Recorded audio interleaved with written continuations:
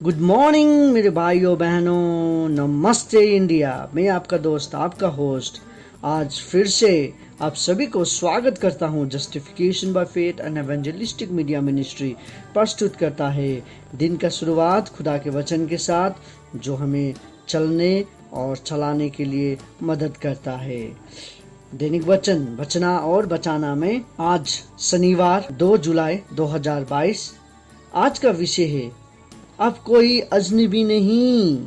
वचन लिया गया है इफिसियों के पुस्तक 2:19। यहाँ पे इस प्रकार लिखा गया है, इसीलिए तुम अब विदेशी और मुसाफिर नहीं रहे, परंतु पवित्र लोगों के संगी, स्वदेशी और परमेश्वर के घराने के हो गए। वचन पढ़ाई सुनाए पे खुदावन आशीष करें। देखिए, आज हम देख रहे थे कि अब कोई अजनबी नहीं। अजनबी हम यहाँ पे ये संसार पे कोई भी नहीं बोल के आज का वचन का शिक्षण विषय हमने लिया है। और ये क्यों नहीं, जैसे कि हम सब जानते हैं, हमारा जो बाप दादा है, हमारा जो पुरखा यदि हम खोजते जाएं तो आदम से हम आते हैं।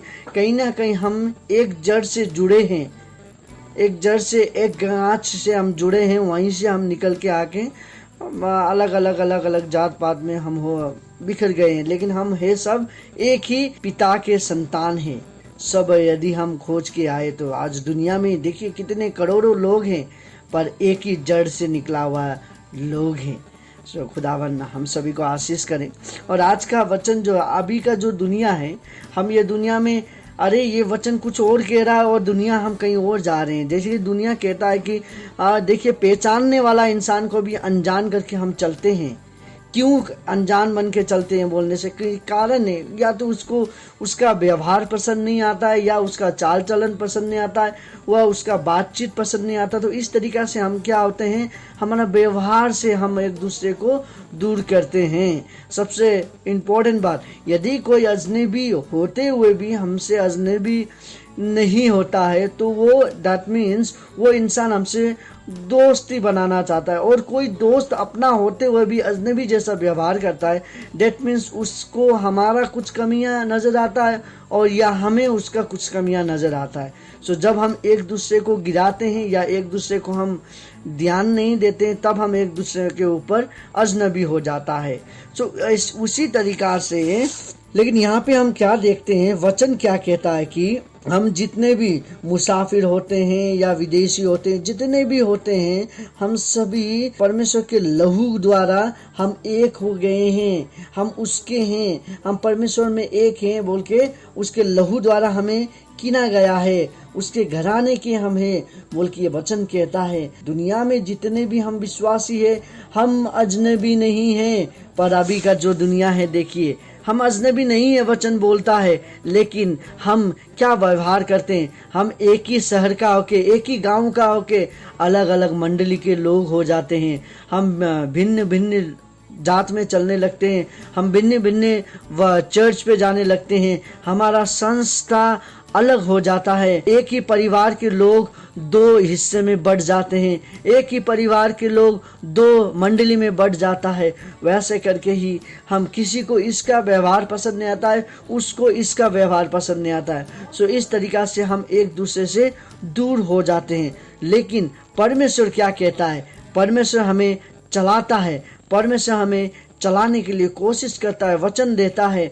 वचन यही कहता है कि हम परमेश्वर में एक है, हम परदेशी नहीं है। ये देखिए, जो बाहर से भी आके प्रभु का काम करता है, और हम उसे क्या कहते हैं, बाहर से जो फॉरेनर लोग आते हैं, बाहर देश से आते हैं, वो लोग आके हमारे साथ एक परिवार होके प्रभु का वचन सुनाता है और हम भी सुनाते हैं। इस तरीक़ा से हम मिलजुलते हैं। सो वहाँ पे भी देखिए, हम परदेशी नहीं रहे, हम एक हो जाते हैं उसमें। सो वैसे ही प्रकार से हम अपने लोगों में क्यों विदेशी जैसा व्यवहार करते हैं। हम देखिए, कोई लोग कहे कि ये वो शहर का है, या ये वो शहर का है, ये दिल्ली का है, ये कोलकाता का, ये बेंगलोर का है, ये फलाना जगह से है। सो ये इत्यादि बातें हमारे जीवन में बहुत सारा काम करता है। इस तरीक़ा से हम लोगों को अपने पास नहीं, अपने से दूर भेजते हैं। सो वैसा हमें नहीं करना है। हमें लोगों को अपने करीब जोड़ के रखना है ताकि वो परमेश्वर को पहचाने, वो खुदावन को पहचाने बोल के हमें उससे बात करना है। खुदावन हमें वो चाहता है कि हम ना कि लोगों को दूर करें खुदावन से। हमारा अभी का जो मोटिव होना चाहिए, देखिए पहले जब मैं छोटा था तब मैंने ये देखा था कि परमेश्वर के लोगों में सहायता करने के लिए बहुत आगे होता था।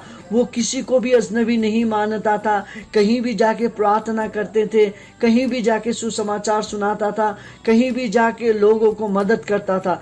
अभी का जो संसार है, अभी का जो लोग है, हम क्यों इतने मतलबी हो चुके हैं? हम क्यों अपने लोगों को भी अजनबी जैसा व्यवहार करते हैं? अजनबी को तो हम छोड़ ही दें, अजनबी तो अजनबी है, लेकिन हम अपने मंडल के लोगों को भी अजनबी जैसा व्यवहार करते हैं। हम कैसे एक विश्वासी है अभी का जमाने वाले? हम कौन सी राहों में चल रहे हैं? हम कौन सी वचन को प्रचार कर रहे हैं? देखिए वचन कहता है कि हम एक जीवित वचन है, हम एक जीवित उदाहरण है परमेश्वर का वचन का। यदि उदाहरण ही सही नहीं रहा तो लोग कभी भी खुदावन को नहीं पहचानेगा और ना जानना चाहेगा।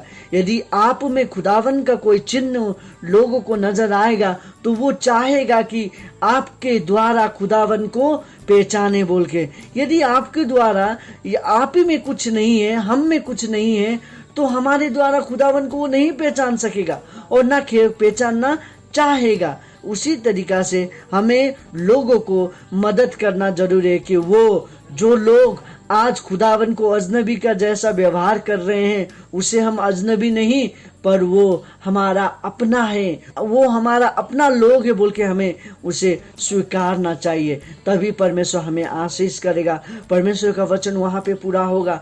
हम अब अजनबी नहीं रहे, हम परमेश्वर में एक हो जाएं। हम एक परमेश्वर में एक होते हैं। हम परमेश्वर में जब एक होते हैं, परमेश्वर वहाँ पे काम करता है। जब परमेश्वर वहाँ पे काम करता है और कोई चीज का कमी नहीं होता है, और कोई चीज हमारे बीच में काम नहीं करता है, और कोई चीज वहाँ पे काम कर ही नहीं सकता है, क्योंकि परमेश्वर हमारे साथ है।